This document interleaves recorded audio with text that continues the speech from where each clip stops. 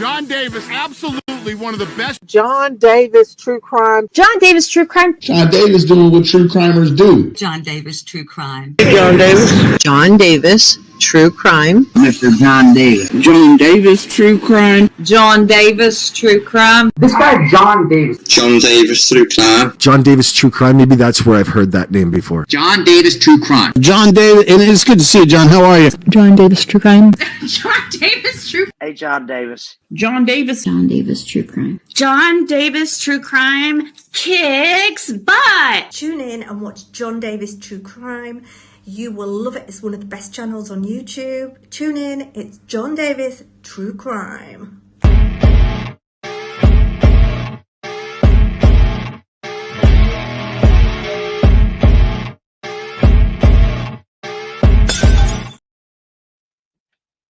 Jamming. My song is jamming. I still love my song. Having thoughts about the intro. I might remix it up a little bit in the next couple days. Have something fresh for y'all. ASAP. How's everybody today? Happy June 9th, 2024. This fine Tuesday evening. I wanted to start earlier than I did, actually, and I had to do a restart, and that takes a minute. So we're here. I want to say hi to everybody. Good morning, Messy Jessie. A lot of drama, Nana. Act right, biatches. Seen Bev in here earlier. Gossip and conspiracy. I miss anybody? I think I got everybody almost. Yeah, pretty much. Everybody in chat. All right. Big show today. Big show. Going around YouTube recently in the last little bit, there's been talk of this new organization that's come up that's going to help in the hopefully help in the recovery of some of these lost kids.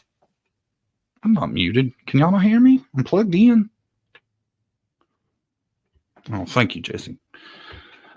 Helping the recovery of some of these lost kids, and I am super excited to have them on. They're going to be here in just a minute, and it is the president of the Unlost, and he's going to come on and answer some questions. I got some questions ready for him, and then we're going to, hopefully, if he has time, we're going to open it up to the crowd, to the chat. If there's anything that we don't cover through my questions, we're going to give y'all some chance to answer some questions. Hopefully this will work out nice and smoothly, and we have a good conversation, and everybody will be respectful. You know, we don't play that here. If anybody's not respectful, you will no longer be a part of the conversation. But our guest has arrived. Good morning. Welcome, guest. Thank you. Thank you much. Good morning. I pretty much say that any time of day. I like the people who instinctively respond, good morning, you know.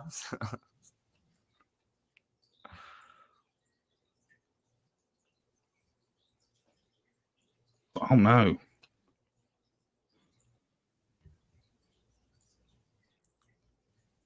You there? Yeah. We froze up. Man, we're having some internet issues. Okay, good. We were there for a second. I think we're okay now. Okay. So you want to give us a brief overview of you and a little introduction? Sure. So my name is Kendall. I worked in technology for a long time, writing software and database engineering, and I was a senior developer and technology IT manager for a while. Worked for some pretty big companies, a lot of manufacturing companies, and a lot of big cellular companies that everyone has definitely heard of. Worked in the background of systems as far as security, database management, and I'm able to build a system basically from the ground up. So a couple years ago, I got sick of typing. I'm fluent in several computer programming languages, and it just I guess all the fulfillment was kind of gone. So I wanted to do something a little different. So I got into investigation, did a bunch of training, all that kind of stuff. and my tech knowledge kind of gives me a unique edge. I'm able to kind of work with systems and build custom software to complete certain tasks a lot quicker than normally would be if you did them manually. So got into actually in training was where I really got passionate about missing persons. There was a particular lady that I met there. Her name was Fawn, and she's an amazing, sweet lady. And she was actually kidnapped when she was 8 years old. And she was found again by PIs and stuff like that. So I started talking to her, and we started really discussing the scope of kind of the human trafficking and missing persons epidemic and stuff like that. And so that was really the direction that I chose. I wanted to go in. There's a lot of different scopes of the investigative industry. So, and I've even worked cases of cheating spouses and stuff like that. And it gets ridiculous. It really gets ridiculous. So, I wanted to do something that was really, really focused on something, some good work. So, so yeah, here we are.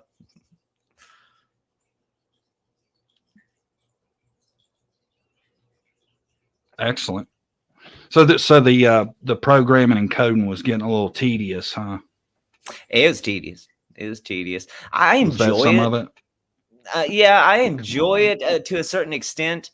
I enjoyed the challenge of. So I've held the position as a solutions architect, where basically I'm presented with a problem or an issue within the company, whether it's to expedite a particular process or something like that. And I have to design a system to fulfill a certain task or to solve that problem. That is what I really enjoy. Or if somebody comes to me with say, hey, I want a piece of software that can do this particular thing, and I go, let me think about it. Let me play with some stuff. That I really, really enjoy. I love solving problems. I love the puzzles, that kind of thing. But once I figure out exactly how I'm going to do it, once I have the schema designed, basically, then I'm bored. So then it's just a lot of typing. It's a lot of functions. It's a lot of API endpoints, that kind of thing. So, but I love solving the problems, and I love, that I love the architecture of it. But yeah, it's just a lot of typing,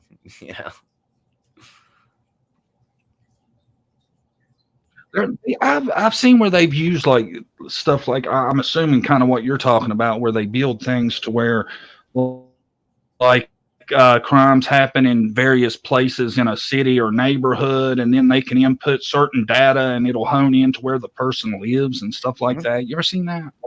Yep, absolutely.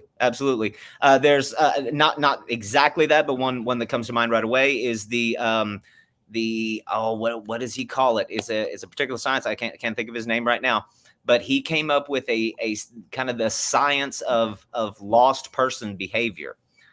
So there's a particular way that people will move when they're lost, as far as they will follow certain contours in the land if they were lost in the woods or something like that.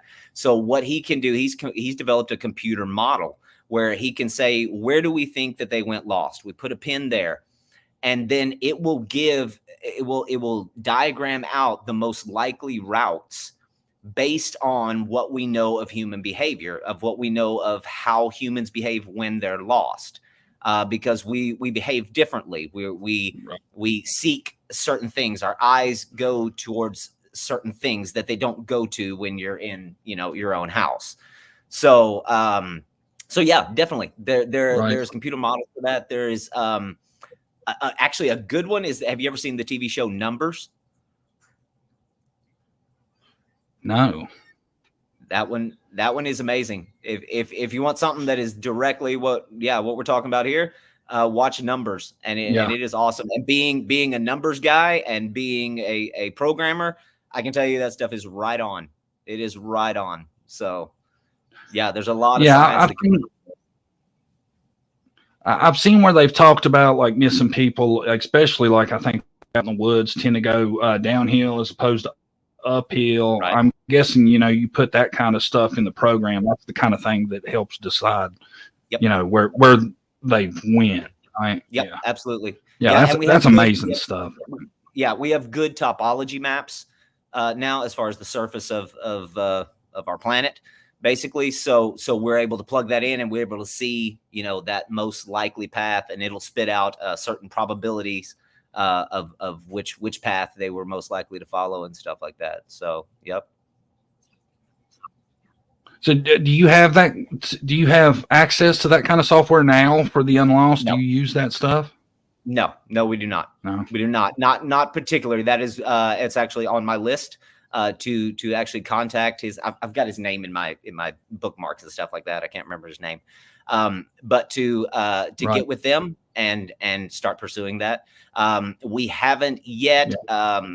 And of course, we're only working a few cases right now because our resources are very limited. But in my experience, the cases I've worked, I have never worked a lost person in the woods type of case.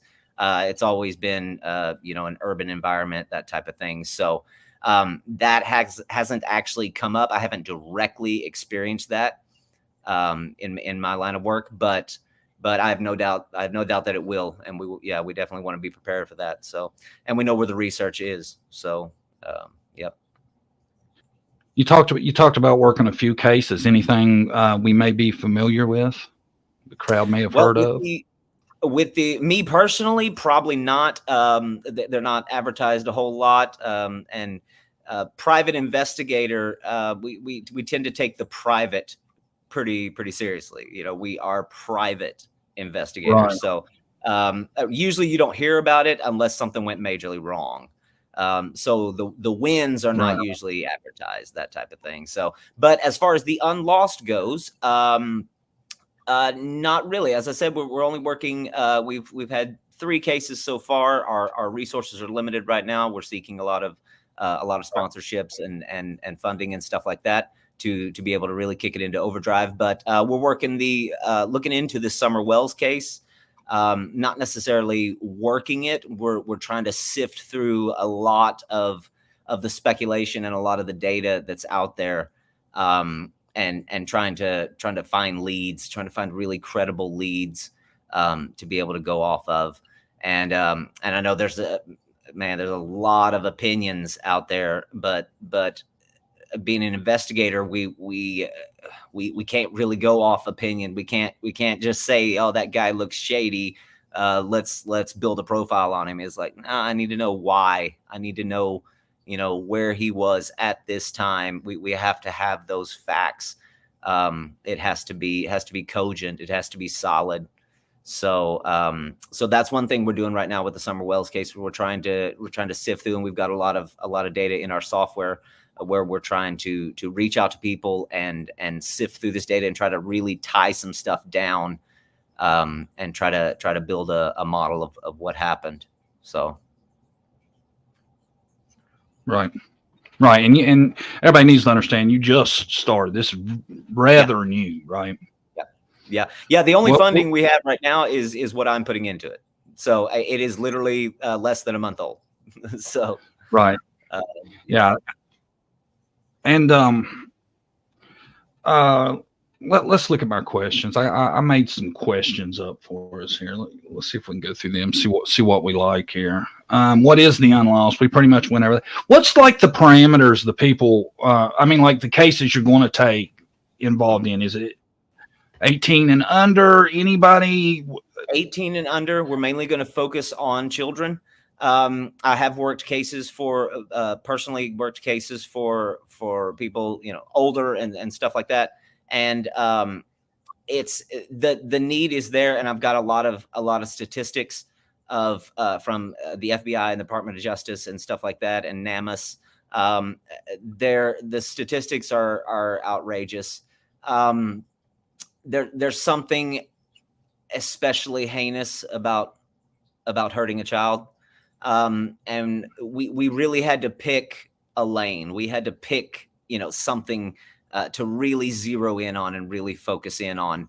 So when you say missing persons, it's a huge scope of work, So missing children is something that I think we can all get passionate about, and that we can all see the need in, and it's something that it's not a especially easy thing to do, as far as, so a child doesn't have a well-formed profile within our legal system. So basically a child is impossible to track. So we have to engineer the situation around them. We have to track the kidnappers, the suspects, that vehicle, stuff like that. It is not a particularly easy thing to do. And the cops typically. Go ahead. And another, I'm sure another issue that you have too, looking at kids, is, especially younger kids, you don't even have the cell phone, which is a lot of, it's a good piece of or a good tool to find people is track cell phone. And with younger kids, you don't have that. Right. Cell phone, social media, stuff like that. They're not going to be actively involved in that kind of thing. So, and what I was going to say a while ago, the cops are absolutely overwhelmed. I mean, there is just not enough manpower to be able, woman power too. Women are amazing investigators. There's not enough of us devoting to this work, So that's what we wanted to cover. Continental U.S. Yes, we're only working nationally for now. When you cross borders and stuff like that, things get really, really tricky, both legally and personally. Right. So that is not something that we are prepared for right now. That's not something we're set up for. I actually just came back from the lawyer just a while ago. We were talking about some more paperwork and making sure that everything's in order. So it's going internationally is not something we're prepared for right now. But as we grow, as our resources grow, as our influence and our connections grow, that is definitely something we will do. We will reach out as far as we can. So the Unlost is a 501(c) nonprofit. Is that how it works? Is that how you say it? 501(c)(3). Yep, exactly. Yeah, we are registered as a tax exempt organization. Why does it not appear on the IRS website?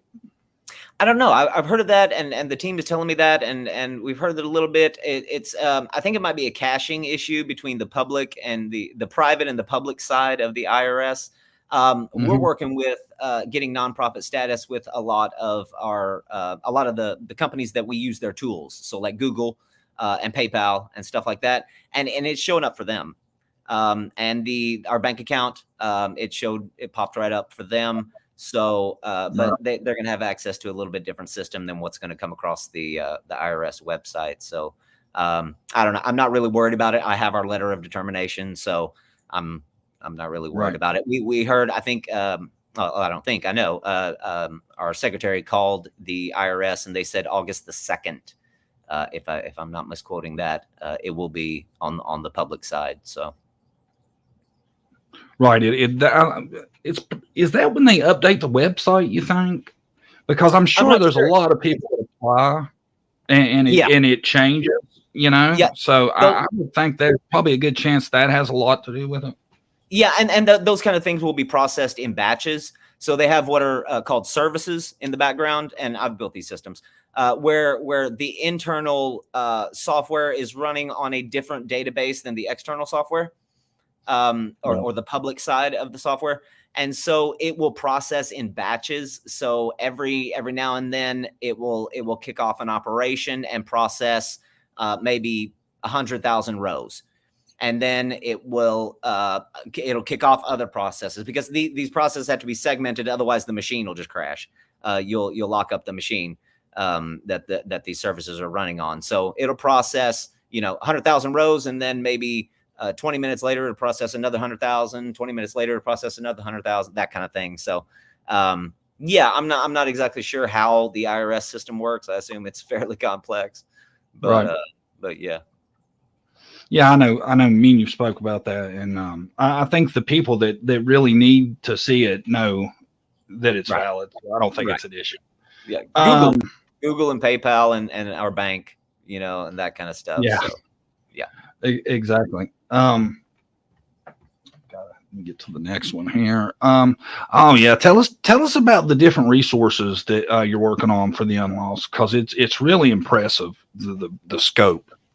The resources. So our resources, as far as what do you mean? Like what we will provide to, like all the stuff you're looking into, like the ways you're going to go about looking into things, the stuff you're going to use.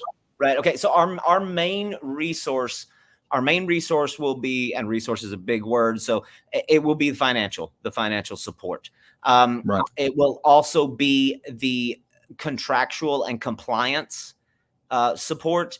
And we don't have this established yet, but we'd love to really kick into the emotional support for families going through this. So we would love to partner with counselors and psychiatrists, psychologists who understand what goes on in the human mind, in a mother's mind, when our kid goes missing, and be able to really help them through that time. For now, we are going to provide financial resources.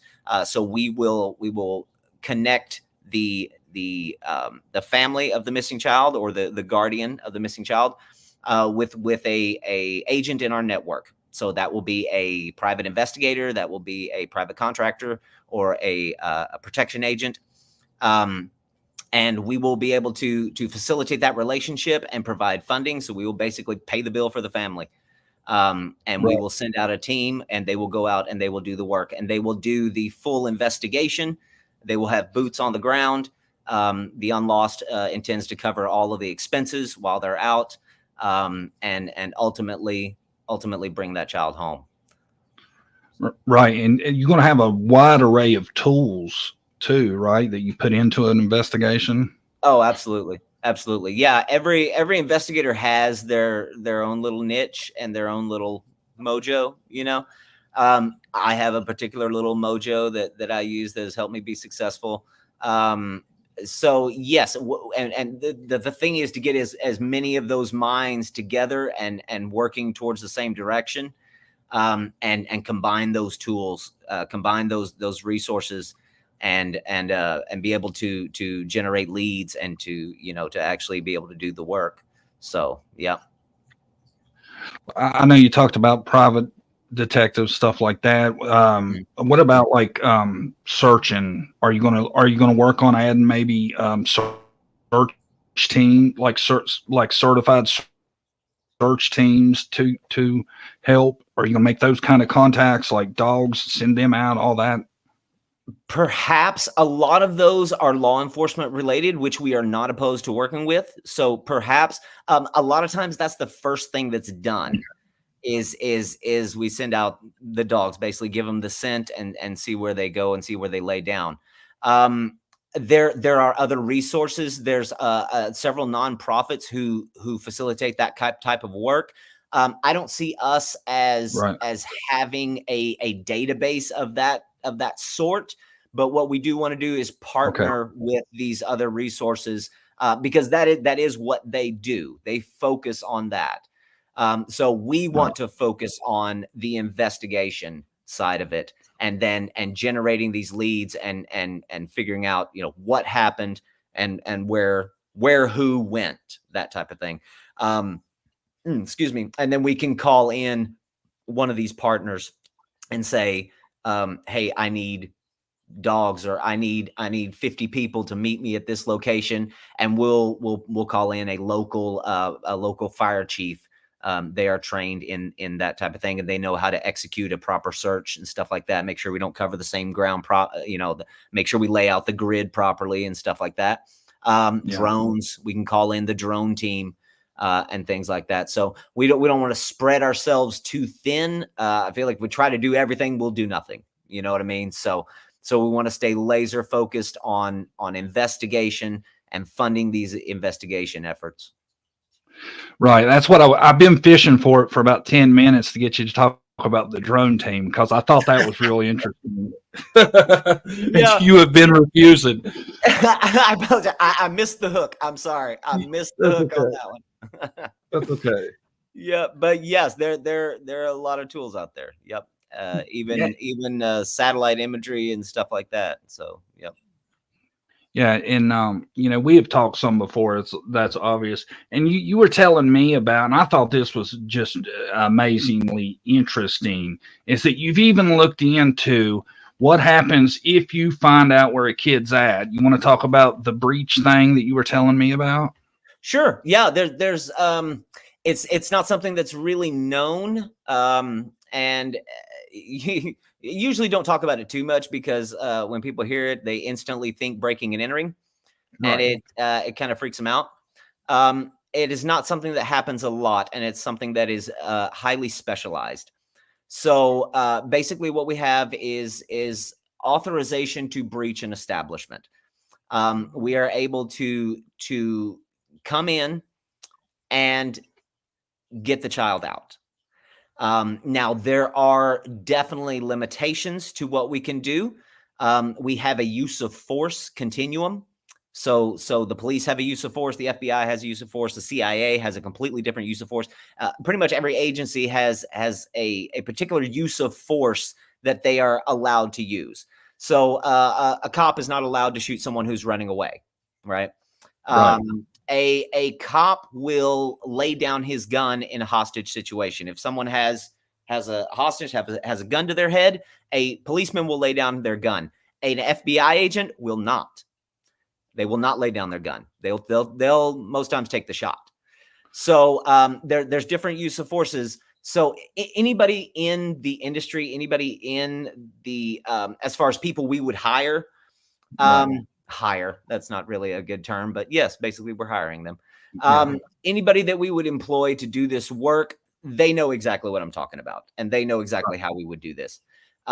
Anybody who doesn't, it just might be out of their scope, and they're definitely welcome to take some schooling and to learn how to do that. But it's a little bit of a niched type of thing that we're allowed to do. So yeah. Yeah, I love that when you told me about that, because I thought that really throws confidence out there, because you're already thinking about when you find a kid, and that's the goal, right? Yes, absolutely. And, I think a lot of people don't put the thought out. There are protocols you have to go to get to the end goal, which is to find the kid. And I love that you have already been thinking about, what to do, how to do it, make it legal, and all that. It's awesome. Yeah, absolutely. Yeah, we have we will basically have the paperwork. So if the police roll up on us, they're going to be a little bit freaked out because they're going to see, several men with guns. But we will have the paperwork to show them, and they understand what we will be handing them. So obviously we're going to try not to put ourselves in that situation as far as breaching. It's incredibly dangerous. Right. It's you can't. The advantage is to the one on the other side of the door always. So they will shoot before the door is even fully open, before you even have eyes in the room, and so that is really, really dangerous. Now these agents are professionals. They're absolute professionals. They will come in full tactical gear, helmets, encrypted communication systems. They'll be well armed. They'll be well armored as well. So, and they are trained. They're trained to take this risk, and they're trained to know how to sweep the room, how to enter, and stuff like that. Is breaching? Yes, it is, and that is one of the reasons we will try to avoid it. Yes, it is, because we don't know, especially if we do not know where that child is, if we do not know where they're at. And if bullets start flying, it's both dangerous to the child, our agents, and to bystanders. So if we come into an apartment complex, a slug from a shotgun will go right through a wall, right through it. Even a 9mm sometimes, and definitely a 45, stuff like that, they'll go right through the wall. And so these are very, very unfavorable situations. Now, the proper time to breach for me would be if we have intelligence that there is no one else in the house. We have confirmed that the child is there, but we have our surveillance team that has told us 5 guys went in, 5 guys came out, and they're gone. We have a tail on them in town. They're 10 miles away right now. That is exactly the time that we would breach. We would come in, we would get the child, and we would be gone before they ever got back. So another weak point is right before or after transport. So a lot of times these the trafficking rings, they will use these low-level gangs and stuff like that to snatch up the kid, and they will hold them at a certain place for a certain amount of time, and then they will transport them to what they call a staging area.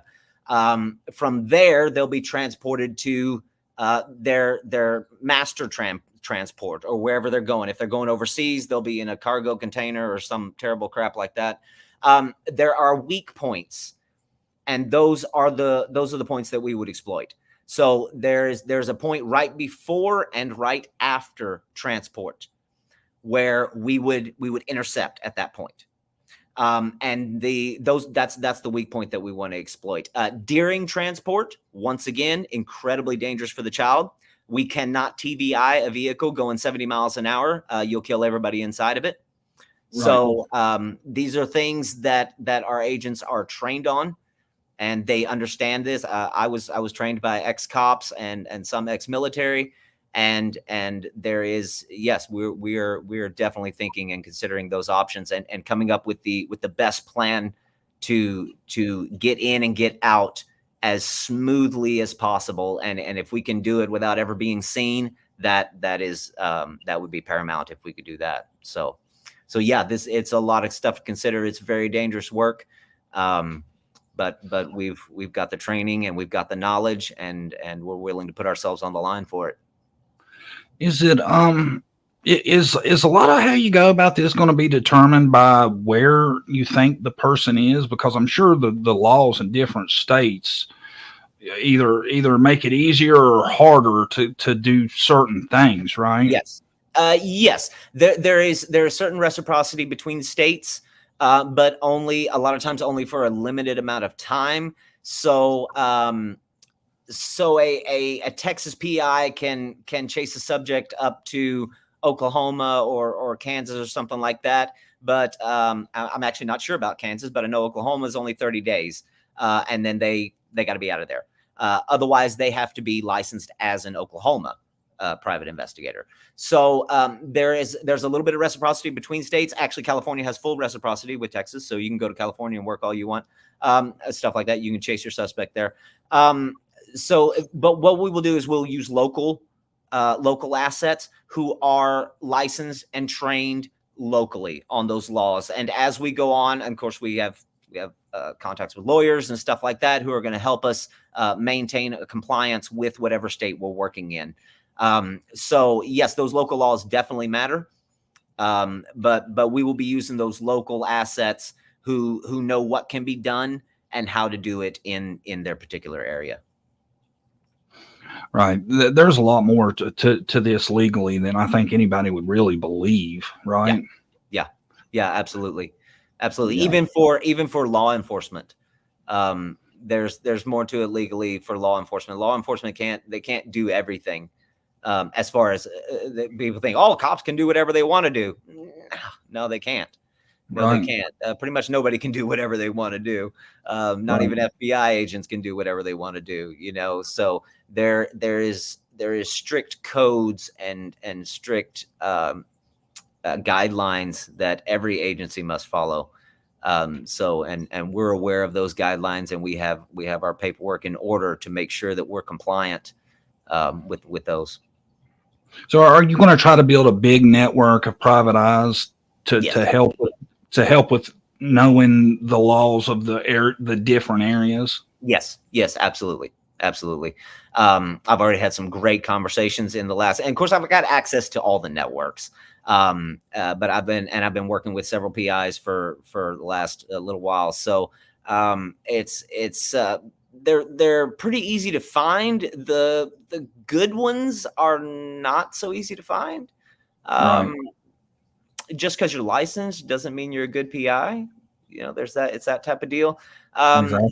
So the good ones are not that easy to find, but when you find a good one, you can definitely hang on to them. And I made another contact just the other day. Beautiful woman. And she really had a good heart. Like we emailed back and forth a little bit, and I looked over her work, and she seemed like she had a really good heart, and we went back and forth, and she is now in our database as one of our contacts. So yes, we will be building that network up as we go. And if there's a case in a particular area that we do not have a known contact that we trust, we will seek to make that contact. We will contact the agents in the area, and we will ask for references, and we will attempt to vet them as much as possible, and then obviously have a conversation with them and see where their heart's at. So, yeah. I know who needs to be in the network is Philip Klein. Have you ever heard of him? I don't think I have. He's from I want to say Texas for sure. I'm almost 100% sure. He's from Texas. He did the what's the kid's name? The little blonde-headed boy that disappeared with his parents camping, Dior Coombs. Okay. And Philip Klein was in on that. He is such a no-nonsense guy. I love him. Nice. Yeah, text me or message me his name. Yeah. We'll look into that. Yeah, awesome. Is it hard to find a pro bono private detective? Almost impossible. Yes. Almost impossible.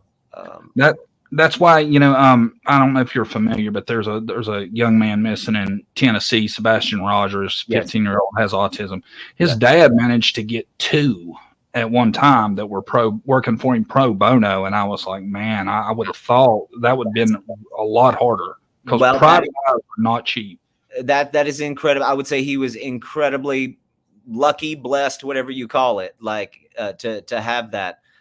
These people are private investigators are not there's the whole James Bond thing that is kind of and of course he was MI6 and a government agent, but that's kind of what these people do not make that much money. And when you really zero it out and put the pin to it with their expenses, sometimes they don't make better than $15-16 an hour.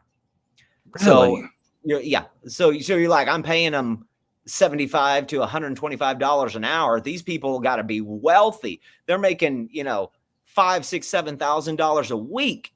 Right. And then I go, have you figured in all their gas? Have you figured in their meals, their hotels? Have you figured in all their equipment expenses? All this kind of stuff. There is, and plus all the business side of it, the insurance will plumb tear you up. Your gun insurance for your sidearm, the licensing, the compliance, the having the lawyers on standby. It's when you put a pin to it, they're not getting rich. They're not getting rich at all. Now the good ones they do good. They do well. They're able to make a fair amount of money. And as long as but I mean, you got to stay busy. You got to stay busy and work it hard. I think another expense, and I don't want to say all of them would probably do this, but I would say as a private eye, a good tool would be a little bit of cash to give to people for information. Oh yeah. I'm sure that happens a lot. I've bribed some people. Yeah. You'd be amazing. You'd be amazing what a homeless man will tell you for $100 bill. That's exactly. That's what I'm thinking too. Yeah. Yep. Absolutely. Yeah. We'll always have a little stash of cash. Yeah. Yeah. That's amazing. I don't want to beat the private eye thing to death though, but I heard, now I don't know if this is true or not, but I heard at one time it was like a $50 fee to actually get a private investigator's license in, I want to say it was Mississippi. And that was it. I'm not sure about Mississippi. I know there's some some states who don't even require a license. So, and we learned all that in training, but I'll tell you the truth, I forgot it now. Right. I'm not sure. I paid a couple hundred by the time it was all done, as far as just for the license. Now I paid almost 15,000 in my training. But for the actual license it's not that much. Well, is there no test or anything? Yeah. Okay. Oh, yeah. Because I was hearing in Mississippi there wasn't even a test. Well, some states I heard you can mail in $50 and get you a private detective license. It might be. I wouldn't doubt it. There's I think it's 2 or 3 states still where there's no need for a license at all. You just start doing the work, and if you're good, you go at it. And even Texas, we have TOPS, TOPS, which is the how is that? Texas Office of Private Security. They are a very small organization. It is not. A lot of people think that these licenses are they're a big deal and this is government work. No, not at all. This is private work. TOPS is a very small organization, and yes, they do handle the compliance with PIs, PPOs, and CSOs and stuff like that. But it's small. Actually, Oklahoma has quite a bit more integrated system. They have CLEAT, which is the Council of Law Enforcement Education and Training. And CLEAT has particular phases that you have to go through. And I've been through all 5 phases in CLEAT's training. So there's 1 and 2 is the private security. 3 would be the PI. 4 is advanced firearms, and 5 is bail enforcement. And I've been through all of those, as well as a bunch of supplementary classes like digital forensics, CPR, SFST, some weird ones like courtroom exhibit display design and stuff like that. So what would bail enforcement be for? What would bail enforcement be for? To like bounty hunt? Yes. And bounty hunter is a taboo term. They're like, I'm not a bounty hunter, I'm a bail enforcer. It's bail enforcer. They're a bounty hunter, whatever. Dog was a bounty hunter. Dog, oh man, Dog got himself messed up. Dog got a little cocky there. Yeah. But it's actually nothing like Dog. Bail enforcers. Now, bail enforcers also have breach authority. They are able to, if certain criteria, right? So I know in Oklahoma, if it is a felony, and if they have valuable intelligence, proper intelligence that the person is in the house. Now, if they breach the wrong house, they are either sued or they go to jail. If it is only a misdemeanor, they go to jail. So they cannot breach a house if it's just a misdemeanor, but they can breach on a felony. Okay. So there's stipulations like that around it. Well, Dog's issue was he was in another country is what got him into so much trouble that one time. Yeah. But I tell you what, I got to give him props. He dragged back a bad dude from Mexico and made it happen.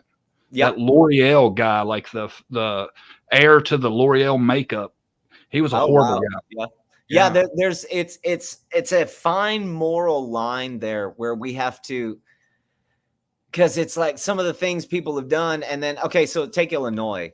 Illinois is a safe haven. So if anyone from any state, I don't care what your credentials, I don't care what the charge of the criminal, if you go to Illinois and try to bring back a bounty, try to enforce a bail, you will go to jail for kidnapping in Illinois.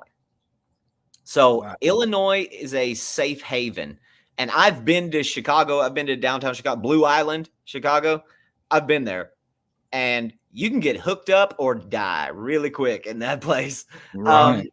But it is a safe haven. So once and there are several places like that. So once you cross that line, it's feds. Could a federal agent pull somebody out? A federal agent could, right? Yes. Yes. Right. Assuming their paperwork was correct. Yeah. Right. Okay. Yeah. Absolutely. But that's wild. I don't understand that at all. Yeah. I don't know, and that's what I'm saying. That we have this fine line between morality and justice and ethics and all this kind of stuff, and you know, you can be sitting there looking at the guy, and it's like, but I can't go get him, you know, and he's gonna kill somebody else, and the state of Illinois goes, we don't care. He's our resident, and we'll protect him. So. Yeah, I don't How frustrating would that be? Know him, see him, know where he's at, and can't do nothing. Yep. Let's do a little exercise real quick, okay? And I think this may be the best way of giving people a great idea about Unlost, okay? Tomorrow, a child goes missing and calls you. What happens? We would the first thing we would do is do an interview with the family or the parents or whoever called us. Make sure that they were the guardian of the child. We would locate after the interview, we would have somewhat of intel of where this happened and stuff like that, and then we would locate an agent within that particular area. We would go through a process and make sure that all of our paperwork was correct. So there are certain contracts that need to be signed. There are contracts between the agent and the parent that need to be signed, and then there are contracts between us, the agent, and the parent that need to be signed. Because basically the agent is doing the work, but we're paying the bill. So it's kind of a weird place in there, but we have contracts that spell that out. And then they would go to work. So the agent will hop onto the task. And they will be assigned a gig manager, what we call a gig manager. We don't really call them cases because we don't, I don't know. It just has a cop context to it. Well, Too law enforcement-y. A little bit. Yeah. So we call them gigs. We'll assign a gig manager, and that agent and that gig manager will come on a first name basis. They'll have a conversation. They'll trade everybody's info, and we'll get started. We'll create a gig in our software. They'll be assigned a number, all of the information that we know. That agent will have access to that particular gig, so they can always review details and all that kind of stuff. As the agent works, they will keep all agents keep field notes and stuff like that. So whether it's with a lot of them do it with like a digital recorder, they'll record their field notes during the day, and then when they get back at night or whenever they kind of lay down and rest for the day, they'll transcribe those into written format or something like that, or put them in their own software or something. I know a lot of them use Excel sheets and stuff like that. What they would do is send those notes to us, and we would categorize all that information in our gig file. So we make sure we have everything from top to bottom, exactly what happened.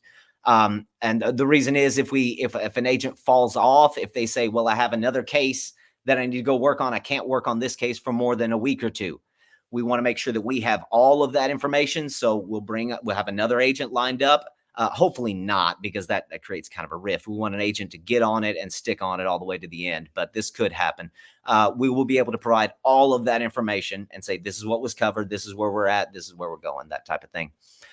Once the agent has located the child, or at least located the suspects, and there is a good belief that child is there, we will run heavy surveillance on that location. We will track the movements of everybody coming in and out. We will try to get eyes on the child, and that's difficult because they're held in the bottoms of boats. They're held in basements, freaking chained to the wall, in an attic, in a garage, up in the attic, and literally ain't seen the light of day, and happened to crap in the floor. Like it's amazing. It's terrible. If we can get eyes on the child, we are allowed to look through windows and stuff like that. Anything that has public view access. We are not allowed to sneak in and plant a camera or something like that, because that's violating privacy laws and stuff like that. Right. But if we have a certain amount of certainty that child is in there, we will inform the parents. We will inform everyone who has a stake in the contract, and when we all agree, we will breach, and we'll go in. And if we are wrong, then that's fine. These guys are aware of their actions, so they're not going to be firing their shotgun at the wall. They know every shotgun that they fire is their insurance having to pay out $30,000 to fix somebody's wall. So they're very conscious of these things. They're not going to break down the door if they don't absolutely have to. We will wait until there's an opening, that kind of thing. And then ultimately, if hopefully we're right and we're able to get it out, get the child out, I carry a giant bolt cutters with me. So we're able to get them out. And then from there, as soon as they are in our care, we will go straight to the hospital. And this is one of the things that is outlined. As soon as a probable location is identified, the nearest medical center will be identified and made aware to everybody on the team. Right. So that will be somewhat of a meeting area. If anything goes wrong, we will all meet back at the hospital. If everything goes right, we will be taking the child straight to the hospital. There will be a good place for them to obviously see if they're hurt, if they're dehydrated, if there's any broken bones, if anything like that, if they're going to need medical attention and stuff like that. That is also the place where we will call law enforcement and the parents, assuming that is the situation. We will call them into. I got a meeting here in a minute. We'll call them in, and we will all meet at the hospital.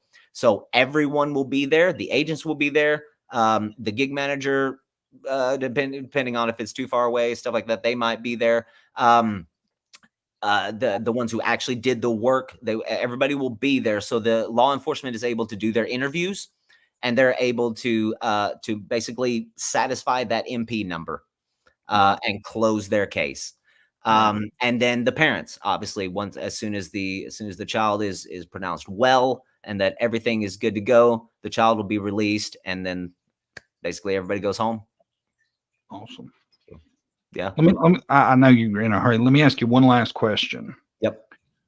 Do you only take cases where the parents have asked you to take the case? There is a no. The short answer is no. But there's a legal guardianship thing in play.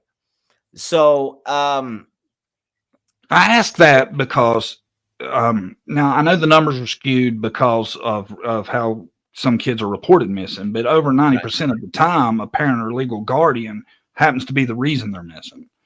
Right. That's why I asked that. Right. That is difficult. Now, what we can do is we can work for the other parent, the other guardian, right? Assuming that case that exists. Now, what we would need to do, we have to have someone who is able to fulfill a certain aspect of our contract. Okay. So let's say, God forbid, but it's a terrible situation at home and mom has died and there is only dad and dad is abusive, right? We would need an aunt, an uncle, a grandpa, something like that. Technically, law enforcement could hire us, but they won't, because it's kind of a conflict of interest. They want to be the one, to get the child out. So we would need someone who is able to fulfill our side of the contract, to enable us to act. Right. So I'm not sure if that answers your question. It's kind of a weird legal thing that we have to do there to make sure we remain compliant. Right. But yes, we are able to work even if the parents are the issue, and it's terrible to think about. And I've said it before. We understand that bringing them back home does not bringing them back to safety does not always mean bringing them home. Right. So, okay. And like I said, so say we find the child and we are able to get them out, even if it is from the care of a parent. We will once again we will take them to the hospital and we will have CPS meet us there. And we will have our gig file presented, all of our work listed out, and then they can take it from there, and law enforcement will take it from there. If they need to go file charges, if it becomes the state versus the parent, that kind of thing, Right. they can do that. That's fine. The only thing we care about is nobody's hitting that kid anymore. You know, Right. they are out and they're safe. And I understand, once again, it's not like we have a perfect system with our foster care system. It's not like they won't be abused once they're in the hands of CPS, and not necessarily by CPS. We all have the same goal. We all have the same goal, is to protect the kid. But I've seen the emotional damage that can be done just from this kid having to shift around, and, oh, you're going to go live with these people. Now you're going to live with these people, and they're switching schools again, and they're not solid. They're not stable. They don't have routine, you know? So, CPS isn't always an improvement. Yeah, I mean, it's the best we got, and I think it's getting better. There's a lot of advocacy, and another thing is I have faith in humanity. I really do. We are learning, and you look at the state of our world, and it's like, God, we suck, you know. But look what we're learning. We are learning these things. We you know, it wasn't but 300 years ago that we were selling people on the open market, you know. Right. Now it's only this black market crap that goes on. So there's been a shift in our perception where we go, that's wrong. We're not going to do that. We've evolved. Right. Exactly. As a society. Yeah. As a species, and our minds are evolving. I think our spirituality is evolving, and all of these things, we are getting smarter. So we're going through a little bit of a gray period right now, I think, in humanity, just in big terms. But I have great faith. I think there's a lot of change coming.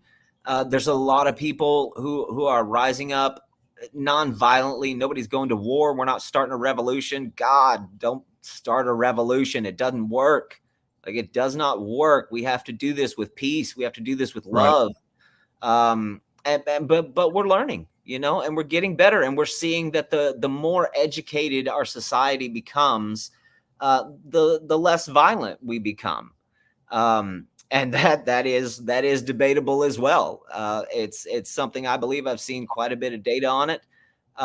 So the more educated the organism, the better it can form symbiotic relationships with other organisms around it. And one of those ways is through communication. We have the ability to do this right here. We can talk, we can use our words, you know. So it is getting better. It is getting better. Yeah. You know. Well, it's been fascinating stuff. I really appreciate you coming on and absolutely. talking to us. Thank you. Thank you for the questions and and sticking with us. And hopefully you'll come back again and you can tell us about who we found. Yes, absolutely. Right? Absolutely. Yep. That is the goal. Like I said before, right now we're seeking sponsors. We've got some people working on some grants. We're hooking up with other nonprofit organizations. Do you have time for questions? I have. You know what? I'm going to eat with my parents in 8 minutes. So yes, a couple, one or two. Y'all got a question? We need it now. I love my parents. I have a great relationship with my parents. I'm incredibly blessed. They've a good man. They've saw me through a lot of stuff. So yeah, they're very supportive. But just to continue what I was saying, so we're seeking some sponsors. I'm actually in talks with Nintendo and Adobe. Man, they have some great programs, and they have this kind of employee engagement program where they let the employees kind of pick whatever charity they want to work with, and then Adobe comes in with kind of funds it with some big money. And from what I can tell, in 2023, they gave away about $6 million to these employee-funded charity things. So Nintendo is another one. They have a really good one. Do you refer to Therapist MS? Therapist MS. What is MS? Yeah, it kind of threw me for a loop too. I'm assuming they're asking how do you refer to therapists, right? Therapists. As far as what do I think of therapists? How do you refer to therapists? I think you said something about for the family. Maybe they were asking about that. Yes, for like emotional support, if that's what she's talking about. Yes, victim therapy. Yes. So that is one thing that's not necessarily in our scope. We do take notice, and we have talked about it. And I'm still trying to figure out exactly how we're gonna do that. Obviously, we want to hook them up with someone who can provide that. A lot of times after the child is found and when the police close their case, there will be a lot of the state will step in and help with a lot of that kind of stuff. There's a lot of state funded programs for kind of that post abuse therapy. A lot of times, and I've seen this personally. Yes, this kid comes out hurt. I've seen him come out strong. I've seen him come out strong too. And yes, there are situations where it can absolutely break the mind, and it's heartbreaking when you see it. But I've seen it come out. I've seen him come out strong, and emotionally stronger. And they really didn't seem like they needed therapy. Although I know there's some that do. So that is something that we don't really focus on. Like I said, once the kid is back and we have them at the hospital and we are sure that they are in safe hands. Right.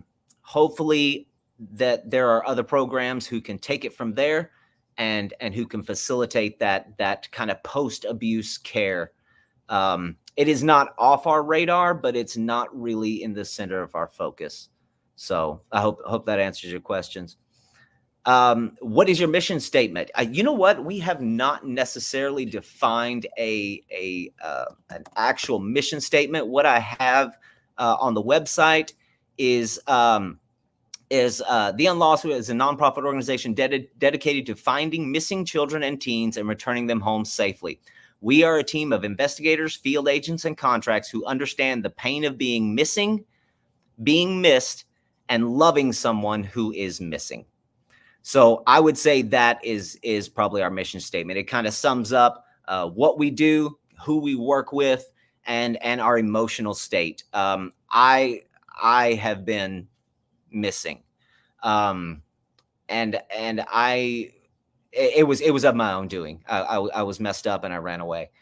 But I still know what I still know the look on my mother's face when I came back. So I understand the pain of being missed, and to have it happen in a violent situation. I can't say I understand that. I think I do, but I can't say I understand that. That's something that would be just beyond measure. So, I've asked the same question twice. DOB, make sure you're not letting pedos in your org. Okay. Wow. Noted. Definitely noted.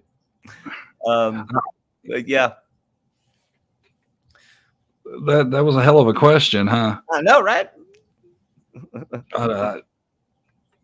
Kind of shocked by y'all. We got 3 minutes. If you got a question, now's your time. I think they were asking, how do you make sure you don't let pedos into your organization? Oh yes. Well, there is a lot of vetting with the state, with the licensing process. So especially like for agents and stuff like that, there's all kinds of vetting that happens. They are cleared with the FBI. They're cleared through all of the SO databases, and then also the local state databases. So there are certain things that disallow licensing, especially protective agencies and stuff like that. So there are pretty strict rules for who can get in and stuff like that, and most of them are vetted by the state. So, is there a time frame for a contract to produce evidence to continue working? Yes. It varies. It varies based on the case. Being an investigator, I understand how that moves and that it can take time to produce results. excuse me, what we want to see is we want to see activity. We want to see a valid and cogent activity, right? So if, yeah, you can run surveillance for 2 weeks and never see a thing. But I want to see those photographs. I want to see that video. I want to see that surveillance. I want to see who you followed. I want those license plate numbers. I want to know why you were following that subject. And not just, oh, he looked like he was in the wrong place at the wrong time. No, give me evidence. Why were you following that subject? So there is, yes, there is a time frame. It's not something stamped. It's not like, hey, you better produce a kid in a week or I'm not paying you. It's not like that. It is, a lot of times these things can be a web, a very intricate web of this guy's paying this guy and that guy's paying this guy and then this over here and that kind of thing. So as long as we see progress, as I said, cogent progress, valid progress, we will continue that. But to your point, we are aware and we are we don't want to devote our resources to somebody who's just throwing crap out in the wind, right? Exactly. So that's another thing about to the kind of the previous question about vetting. We want to make sure that these people have a history of good investigation, that they are passionate about the work, that they have a heart for the work. I've met people who simply don't have the heart for it.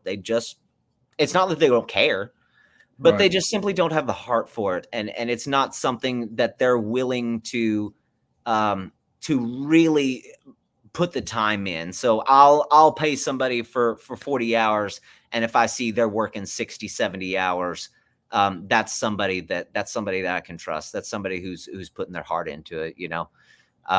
So yes, it's not a strict time frame, but there reaches a point where we say, okay, look, let's finish out. Let's get to the end of this week. And then we're going to cut ties and we will either have another investigator come on board and take their place, or perhaps team them up. If they are a junior investigator and they're just not very good at what they do yet, if they don't have the resources, I know a lot of OSINT investigators, they just simply don't know where to find the data. And I'm like, I'll send them a web address and they're like, holy crap, I didn't even know that existed, you know? So we'll pair them up. We'll team them up. We'll have a rookie working with a veteran. And that's just good for everybody. It's good perspectives. This guy's going to learn, and then we're still going to get these good results. So thank you, Nada. I will. My parents are awesome. So, but yeah, hopefully that answers your question. You want any more? I need to roll. Okay. My mama's going to text me here in just a minute. So, well, thank you so much for coming on, and thank you guys. Thank you very much. I appreciate your support and working with us as you do, and everybody who watched. I appreciate y'all's questions and your support. And I think, like I said before, I think we all have the same goal, and this is something that I think about deeply, and it hurts my heart, you know. And so, but we have the resources. We can deal with this issue, and we can start changing things, you know, make it a difference. Absolutely. So yeah. Well, thank you for coming. Yep. Thank you. Tell Mom I said hi. All right, I will do. Y'all take care. Thank you so much. We'll see you, buddy. All right. Okay. I don't know, you guys. I'll see what you guys think. I was willing to come on board and help out with this because of him. I think Ken is a really impressive guy. He's super knowledgeable. Seems to really know what he's talking about. Seems to have a really big heart. And, you know, I think it's a beautiful thing what he's building. I think it's a beautiful thing. I've seen behind the scenes of what's going on, and a lot of work has been put into this. A lot. And I'll tell you, you know, I know there's been some negativity floated around, and it's totally it's just nonsense. That's all I'm going to say about it. But The Unlost. I hope everybody. There is a Facebook page. I've been having computer issues throughout this. It started out really rough. I'm sure y'all noticed, but it kind of started getting better. I've been meaning to run this across the bottom because I'm hoping that this will help out some, get the name out there, because it's a good cause. You know, I've told y'all forever. Y'all know how much I watch this, or how much I want these kids found, and I think this is the most positive thing I've seen in a while, and I mean that. You know, anybody wants to say any different, you know, okay, everybody's allowed their opinion, but you know, there's talkers and there's doers. This is what would be under the doers umbrella. Like I said, there's Facebook page, there's YouTube channel. I meant to get him to put this out here because everybody wants the shade, but there is a YouTube channel. The YouTube channel will never be monetized. Facebook page, YouTube channel. There's a website, unlost.org. You can go there. It's got all kinds of stuff on the website. You can take a look at it. It's really legit. This is a good cause. This is what's going to help. You know, not sitting around speculating and this and that. It's stuff like this that's going to help. And I don't know, maybe I didn't lead the questions well enough, but the Unlost is building this really huge network of people and different people coming together. It's going to be a beautiful thing. It is. It's going to be super awesome. And just recently I am the media representative for the Unlost. Didn't want to bring that up till Kim was gone. That's what I do, and that's what I'm going to do. And I'll tell you this, if I didn't think it was legit, I wouldn't be doing it. Okay. I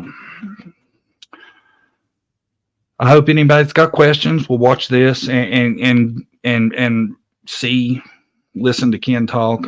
Like I said, I think he's a really impressive guy. I think he's really doing a great job. I think he's going to get some results. I pray that one day we get some results. And for y'all that know about the Whitney Hatfield situation, we're going to start looking into that also. He's agreed to help me along with that, and we'll see what kind of movement we can get going on there. I appreciate everybody for coming. It's boiling hot in here. I'm sweating like a dog because I had to turn the AC off so I wouldn't drown out the mic. But I appreciate everybody for coming. Thanks to all y'all for subbing, all the members, all the mods, everybody. And have a great rest of your day. I'll see you soon. Bam!